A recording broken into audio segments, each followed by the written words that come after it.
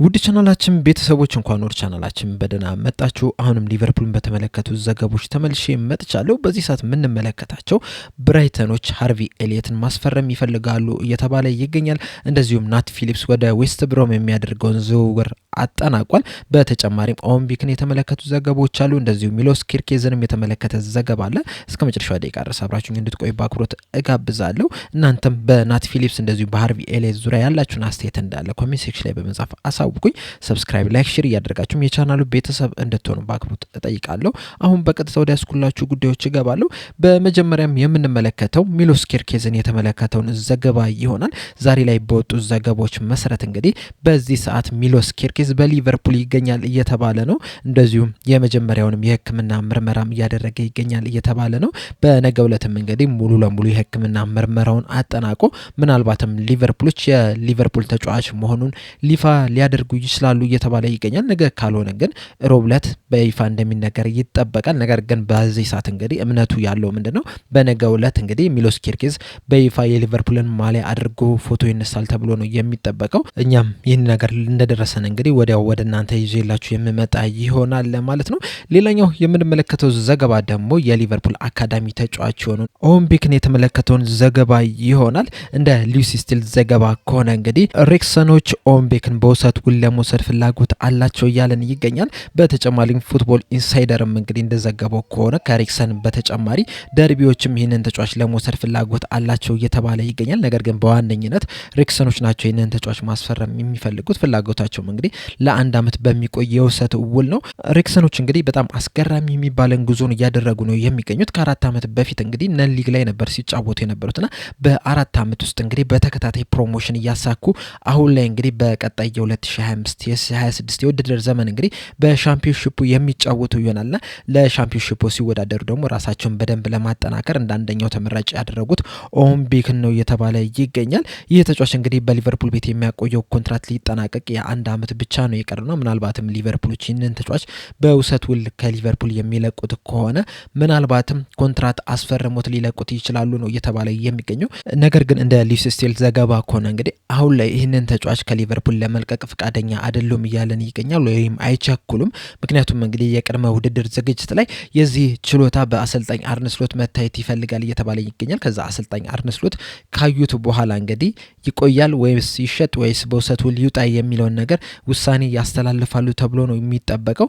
ነገር ግን ሬክሰኖች እንግዲህ ይህንን ተጫዋች ለመውሰድ ፍላጎት አሳይተዋል እየተባለ ይገኛል። ይህ ተጫዋች እንግዲህ ላለፉት 3 ዓመታት በሊቨርፑል አልቆየም። 3ቱንም ዓመታት እንግዲህ በውሰት ከሊቨርፑል ውጪ ነበር የቆየው። በዚህ ቆይቶ እንግዲህ ለቦልተን ደንዲ እንደዚሁም ደግሞ ብላክበርን መጫወት ችሏል። በጣም ጥሩ የሚባል ተጫዋች ነው። በሊቨርፑል በአካዳሚ ውስጥ ካለፉ ተጫዋቾች መካከልም እንግዲህ ተስፋ የተጣለበት ተጫዋች ነበረ። አሁን ላይ እንግዲህ 22 ዓመቱ ላይ ደርሷል። በተለይ ደግሞ ሲመጣ እንግዲህ የሮበርትሰንን ቦታ ይተካል ተብሎ ነው የመጣው እና ምናልባትም እንግዲህ በቅድመ ውድድር ዝግጅት ላይ የሚያሳየው እንቅስቃሴ ለአሰልጣኝ አርነ ስሎት የሚያሳምን ከሆነ ምናልባትም ቀጣይ ዓመት በሊቨርፑል ስኳድ ውስጥ ሊካተት የሚችልበት ቻንስ አለ ነው እየተባለ የሚገኙ። እንደሚታወቁ እንግዲህ በዚህ ሰዓት ላይ ሚሎስ ኪርኬዝን ለማስፈረም ሊቨርፑሎች ሁሉን ነገር እየጨረሱ ነው የሚገኙት። ዛሬና ነገ የሕክምና ምርመራ ያደርጋል። ከዛ በኋላ ግን ምናልባትም ሊቨርፑሎች ሁለቱንም ተጫዋቾች ሊያጡ ይችላሉ ነው እየተባለ የሚገኘው። እንደሚታወቀው ሲሚካስም ከተለያዩ ክለቦች ጋር ስሙ እየተያዘ ይገኛል።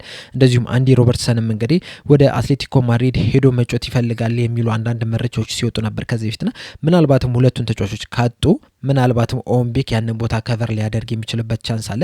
ነገር ግን ይሁን ላይ የሚወሰነው መቼ ነው? ለቅድመ ውድድር ዝግጅት ቡድኑ ከተሰባሰበ በኋላ በሚያሳየው እንቅስቃሴ ነው። ያ እንቅስቃሴ እንግዲህ አሰልጣኝ አርነ ስሎትን የሚያሳመን ከሆነ ምናልባትም የወደፊቱ የሊቨርፑል ተመራጭ ሆኖ ሊመጣ የሚችልበት ቻንስ አለ እና ሊቨርፑሎች እንግዲህ አሁን ላይ አይወስኑም ተብሎ ነው የሚጠበቀው።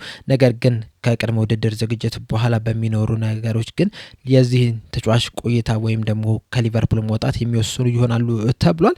ሌላኛው የምንመለከተው ዘገባ ደግሞ ናት ፊሊፕስን የተመለከተውን ይሆናል። ናት ፊሊፕስ እንግዲህ ወደ ሊቨርፑል የመጣው 2016 ላይ ነበረ ከቦልተን ወንደረሱ ሊቨርፑልን መቀላቀል እየቻለው።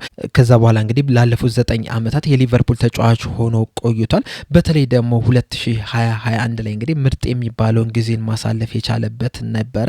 በተለይ ደግሞ የሊቨርፑል ተጫዋቾች በጉዳት በታመሱበት ሰዓት እነ ቨርጅል ቫን ዳይክ እነ ጎሜዝ እነ ማቲፕ በተጎዱበት ሰዓት እንግዲህ ናት ፊሊፕስ የየርገን ክሎፕ አማራጭ በመሆን እንግዲህ ያንን ቲም በደንብ ማገልገል ችሏልና ሊቨርፑልም እንግዲህ በዛው አመት የሻምፒዮንስ ሊግን ቦታ ሲያገኝ የናት ፊሊፕስ ሚና እንግዲህ በጣም ከፍተኛ ነው የነበረው። ከዛ በኋላ ሊቨርፑሎችም እንግዲህ የሱን ግልጋሎት በማየት ክረንት ላይ ውሉን ማራዘም ችለው ነበረ። ኮንትራቱን አራዝመውለት ነበር። ነገር ግን ከዛ ካራዘሙለት በኋላ በሊቨርፑል ብዙ አልቆየም። በተለያዩ ክለቦች እንግዲህ በውሰት ነበር ቆይቶን ያደረገው። እነዚህም ክለቦች እንግዲህ ስቱትጋርት፣ በርንሞስ፣ ሴልቲክ፣ ካርዲፍ እንደዚሁም ደግሞ በቅርቡም ለደርቢ በመጮት እንግዲህ ጊዜውን ማሳለፍ ይችላል። አሁን ላይ ግን ትክክለኛውን ቦታ ያገኘ ይመስላል። ቋሚ ወደሚሆንበት ወደ ዌስት ብሮም ተቀላቅሏል ተብሏል እና መረጃዎቹም አያይዘው እንግዲህ ሊቨርፑሎች ለዚህ ተጫዋች ዝውውር 3 ሚሊዮን ፓውንድ የሚያገኝ ይሆናል። ለሱም እንግዲህ በጣም ጥሩ የሚባል ይመስለኛል። ምክንያቱም እንግዲህ ተጫዋቾች በተለያዩ ጊዜያቶች በውሰት ውል ከክለቦቻቸው በሚርቁበት ሰዓት እንግዲህ አንደኛ አይረጋጉ፣ ምክንያቱም እንግዲህ ተመልሰው ወደዛ ክለብ እንደሚመጡ ስለሚያውቁ ነው።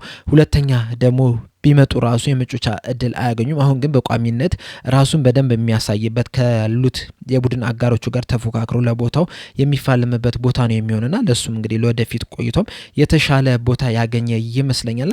መልካምን ሁላ እድል እየተመኘለት እንግዲህ መሸኘት ነው ያለብን። ምክንያቱም እንግዲህ ጥሩ የሚባልን ጊዜን ማሳለፍ ችሎ ቀደም እንዳልኳችሁ ሊቨርፑሎች በተቸገረበት ሰዓት እንግዲህ ከአካዳሚ በመውጣት በጣም ድንቅ የሚባልን ጊዜን ማሳለፍ የቻለ ነው። እንደውም አንድ ጨዋታ ላይ ትዝ የሚላችሁ ከሆነ ጭንቅላቱ ላይ ጉዳት ደርሶበት እንግዲህ ጠቅልሎ ነበር ሲጫወት የተመለከትነውና ምን ያህል ዋጋ እንደከፈለ ሁላችንም የምናውቅ ይመስለኛል።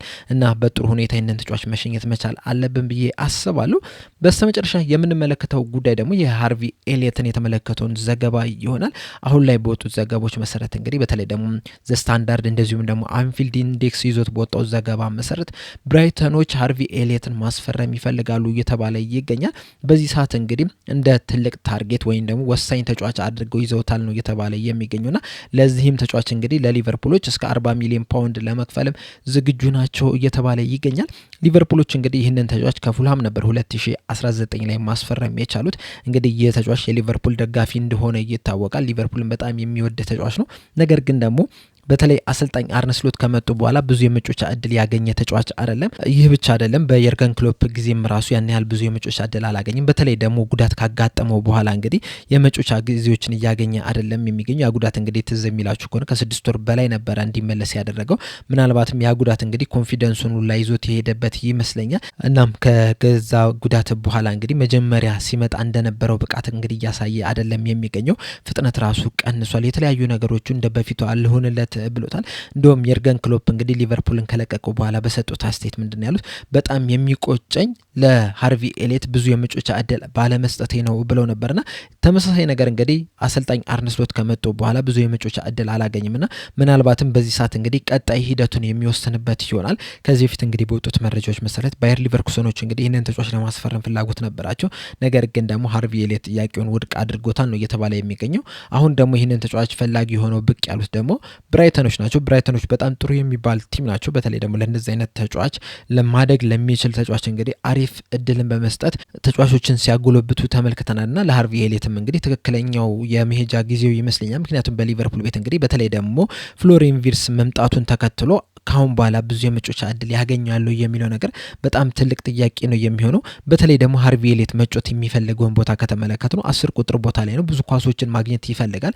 በክንፍ ተሞክሮ ነበረ በሞሐመድ ሳላህ ቦታ። ነገር ግን ደግሞ እንደ ክንፍ ተጫዋች በጣም ፈጣን የሚባል ባለመሆኑ ምክንያት እንደዚሁም ደግሞ እሱም የሚፈልገው 10 ቁጥር ቦታ ላይ መጮት እንደዚሁም ደግሞ ኳሶችን ተደጋጋሚ ማግኘቱን እንደሚፈልግ ከዚህ በፊትም ሲነገር ነበር፣ እኛም ስንመለከተው ነበርና እንደዛ ለመሆን ደግሞ 10 ቁጥር ቦታ ላይ ነው መጮት ያለበት። ስለዚህ 10 ቁጥር ቦታ ደግሞ ፍሎሪን ቪርትዝ መምጣቱን ተከትሎ ብዙ የመጮቻ እድል ያገኛል ተብሎ አይጠበቅምና እሱም እንግዲህ ልክ ሲዝኑ እንዳበቃ የ2024-25 ሲዝን እንዳበቃም እንግዲህ በቀጣይ ምን እንደሚፈጠር አናቅም። እኔም መጮት እፈልጋለሁ ከዚህ በኋላ በቋሚነት መጮት የምፈልግበትን ነገር ነው የምፈልገው ሲል ነበርና ምናልባትም እንግዲህ በዚህ የክረምቱ የዝውውር መስኮት ሊቨርፑልን ሊለቁ ከሚችሉ ተጫዋቾች መካከልም እንግዲህ አንደኛው እሱ ነው እየተባለ የሚገኘው።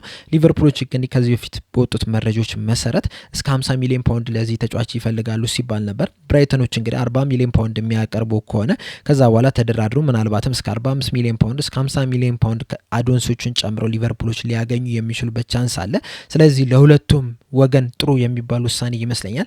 አንደኛ ሃርቪ ኤሊየት የመጮቻ እድል የሚያገኝበትን ክለብ ያገኛል። ሁለተኛ ሊቨርፑሎችን ደግሞ ከዚህ ተጫዋች ሽያጭ ለነ ፍሎሪያን ቪርትዝ የወጣውን ሂሳብ የሚያገኙበት ይሆናል። እኔ እንደ ግሌ ይህ ተጫዋች በሊቨርፑል ቢቆይ በጣም ደስ ይለኝ ነበር። ነገር ግን ደግሞ እውነታውን ከተመለከት ነው እሱ የሚፈልገው ቦታ ላይ የመጫወት እድሉ በጣም ጠባብ ነው። ምክንያቱም እንግዲህ አይደለም ሃርቪ ኤሊየት ሳውዝ ላይ ራሱ በቀጣይ የትኛው ቦታ ላይ ይጫወታል የሚለው ነገር ራሱ በጣም ትልቅ ጥያቄ ነው የሚሆነው። ምክንያቱም እንግዲህ ባለፈው ሲዝን ሳውዝ ላይ በ10 ቁጥር ቦታ ሚና ነበር ሲጫወት የነበረው። አሁን ደግሞ የፍሎሪያን ቪርትዝን መምጣት ተከትሎ ያንን ቦታ ይለቃል ተብሎ ነው እየተጠበቀ የሚገኘውና የትኛው ቦታ ይጫወታል የሚለው ነገር በጣም ትልቅ ጥያቄ ነው የሚሆነው።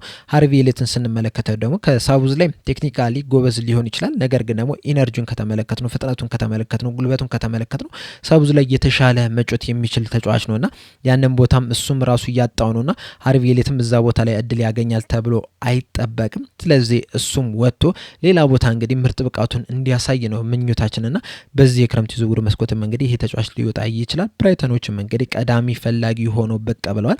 በቅርቡም እንግዲህ ለሊቨርፑል ጥያቄ ሊያቀርቡ ይችላሉ ነው እየተባለ የሚገኘው።